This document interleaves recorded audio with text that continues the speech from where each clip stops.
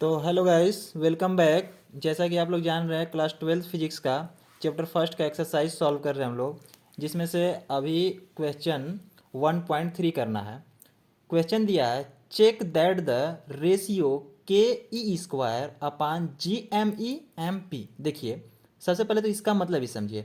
के E square, ई जहाँ पे है ये इलेक्ट्रॉन के लिए है, ठीक है, चार्जेस के लिए है। ई स्क्वायर और एम ई जो है मास ऑफ इलेक्ट्रॉन और एम पी जो है मास ऑफ प्रोटॉन। के और जी जो है वो क्या है, कांस्टेंट है, ठीक है, एक ग्रेविटेशनल कांस्टेंट है और ये इलेक्ट्रोस्टैटिक्स फोर्स का कांस्टेंट है। इज डायमेंशनलेस, मतलब हमको ये वाला जो रेशियो यहाँ पे दिख रहा है ना, K E square upon G M P, ये जो रेशियो है ये डायमेंशनलेस है, ये हमको दिखाना है, ठीक है। फिर आगे क्या बोल रहा है, look up a table of physical constant, मतलब हमको बोल रहा है कि फिजिकल कांस्टेंट का जो सारणी दिया गया है बुक में, आप उसको देख सकते हैं। And determine the value of this ratio, इस रेशियो का, ठीक है, वैल्यू को भी हमको क्या करना है, डिटरमाइन करना है, ठीक। What does the ratio signify, मतलब हमको ये भी बताना है कि ये जो रेशियो है ना ये हमको क्या बताता है, ठीक है। तो चलिए इसको हम लोग सॉल्व करते हैं। देखिए इसको सॉल्व कैसे करेंगे, क्योंकि हमको इस रेशियो का वैल्यू भी डिटरमाइन करना है, तो हम लोग सबसे पहले देख लेते हैं कि इसका वैल्यू क्या होगा। देखिए, हम लोग जानते हैं ग्रेविटेशनल फोर्स, ठीक है, gravitational force between electron and proton by the Newton gravitational law, ठीक है। जो न्यूटन का यूनिवर्सल ग्रेविटेशनल लॉ है वो वाला हम लोग अप्लाई करेंगे, जो होता है एफ जी इजक्वल टू, देखिए जी इसलिए है कि ग्रेविटेशनल के लिए, F G equal to G M P upon R square. M E का मतलब जस्ट बताया था, mass of electron, M P means mass of proton upon R square, ठीक। इसको हम लोग इक्वेशन नंबर फर्स्ट बोल देंगे। अब इसी तरह हम लोग जानते हैं कुलाम लॉ, ठीक है, किन्हीं भी दो आवेशित कण के लिए, मीन्स दैट चार्जेस पार्टिकल के लिए हम लोग क्या जानते हैं, कुलाम फोर्स। तो कुलाम फोर्स को हम लोग इलेक्ट्रोस्टैटिक फोर्स भी बोलते हैं, इसलिए एफ ही बोलेंगे। तो एफ ही इक्वल टू होता है के E into E upon R square, ठीक है। अब देखिए ये इक्वेशन फर्स्ट, ये इक्वेशन सेकेंड है।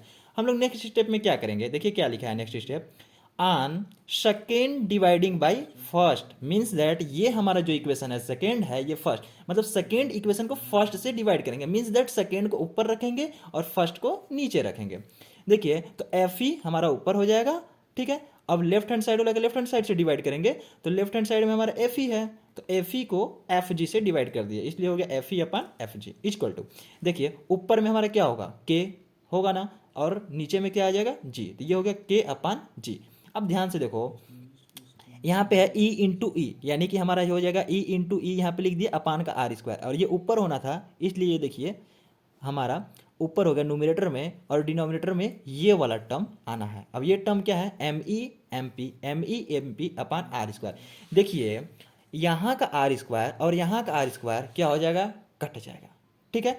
तो हमारे पास जो बच जाएगा वो हो जाएगा F E upon F G equal to के अपान जी, ई इंटू ई मिलकर के हो जाएगा ई स्क्वायर एम ई और एम पी इंटू में हमारा बच जाएगा, जो कि देखिए यही वाला है, क्या है, जो यहाँ पे क्वेश्चन दिया है, जो रेशियो दिया है, मीन्स दैट कि ये जो रेशियो हमको दिया है के E square upon G M P, वो एक्चुअली हमको इलेक्ट्रोस्टैटिक्स फोर्स और ग्रेविटेशनल फोर्स का रेशियो दिया है, समझे। मेन चीज हमको यही समझना है कि जो हमको ये दिया हुआ है ना, K E square upon G M P, ये मुझे क्या दिया हुआ है, तो ये मुझे दिया हुआ है इलेक्ट्रोस्टैटिक्स फोर्स और ग्रेविटेशनल फोर्स का रेशियो दिया है। अब देखो जाहिर सी बात है यार कि इलेक्ट्रोस्टैटिक्स फोर्स का भी जो डायमेंशन मीन्स जो यूनिट होगा वो न्यूटन होगा, और इसका भी क्या होगा, न्यूटन होगा, और ये न्यूटन से न्यूटन जब कट जाएगा तो ये वाला जो है ये डायमेंशनलेस हो जाएगा।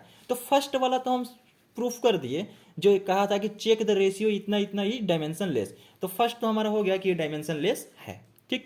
अब सेकेंड में बोला है ना कि आप डिटरमाइन कीजिए वैल्यू को, तो अब वैल्यू को डिटरमाइन करने के लिए बहुत आसान है यार, के का वैल्यू आप जानते हो, क्या जानते हो, 1/4 पाई के, एंड इसका वैल्यू होता है 9 इंटू 10⁹9। अब ई का वैल्यू, जैसे वो क्वांटाइजेशन वाला आप पढ़े होगे, तो ई का जो वैल्यू होता है, चार्ज यानी इलेक्ट्रॉन भी आप समझ सकते हो, 1.6 इंटू 10⁻19, और ई का स्क्वायर है इसलिए इसका स्क्वायर कर दिया, ठीक है। अब देखिए जो हमारा यूनिवर्स ग्रेविटेशनल कांस्टेंट होता है वो कैपिटल जी होता है, और कैपिटल जी का जो वैल्यू होता है वो होता है 6.67 इंटू 10⁻11। ठीक है। और M E means mass of electron जो होता है 9.1 इंटू 10⁻31, और फिर है मल्टीप्लाई में मास ऑफ प्रोटॉन जो होता है 1.67 इंटू 10⁻27। ठीक है। अब आप क्या करो, सिंपली जब इसको आप सॉल्व कर लोगे, सॉल्व करके देखना, ठीक है, इसको आप सॉल्व करके देखना, ये सॉल्व करने के लिए हम आप लोग पे छोड़ दे रहे हैं। जब आप इसको सिंपली सॉल्व करोगे तो ये हो जाएगा 2.3 इंटू 10⁻39। देखो कितना हो गया, 2.3 इंटू 10⁻39 मीन्स दैट कि जो ये हमारा रेशियो है ना, इस रेशियो का वैल्यू कितना आ गया, 2.3 इंटू 10⁻39। अच्छा, ये तो हम लोग यहाँ पे देख लिए कि इसका वैल्यू कितना होगा। ठीक है। नेक्स्ट में लिखा है ना, what does the ratio signify, means that कि ये जो रेशियो का जो वैल्यू आया या ये जो रेशियो है, ये रेशियो मुझे क्या सिग्निफाई करके देता है। देखो यार, एफ ई को आप इसी साइड रखो और एफ जी को आप इधर ले जाओगे तो मुझे देखो कुछ इस तरह का वैल्यू मिल जाएगा, F E equal to 2.3 into 10⁻39 F G. अच्छा, इसका मतलब समझ में आ रहा है कि जो इलेक्ट्रोस्टैटिक्स फोर्स है ना वो किसके इक्वल है, ग्रेविटेशनल फोर्स के 2.3 इंटू 10⁻39 टाइम है। देखो, ग्रेविटेशनल फोर्स को 2.3 इंटू 10⁻39 से मल्टीप्लाई कर रहे हैं तब मुझे इलेक्ट्रोस्टैटिक्स फोर्स मिल रहा है। इसका मतलब इस रेशियो से हमें यह पता चल रहा है कि electrostatics force is much greater than gravitational force. ठीक है। तो हम यहाँ पे लिखेंगे भी कि ratio is signify that the electrostatics force is 2.3 into 10⁻39 time greater. ठीक है, 2.3 into 10⁻39 time greater that the gravitational force. Thank you guys. अगर ये वीडियो आपको अच्छा लगा तो चैनल को जरूर सब्सक्राइब करें।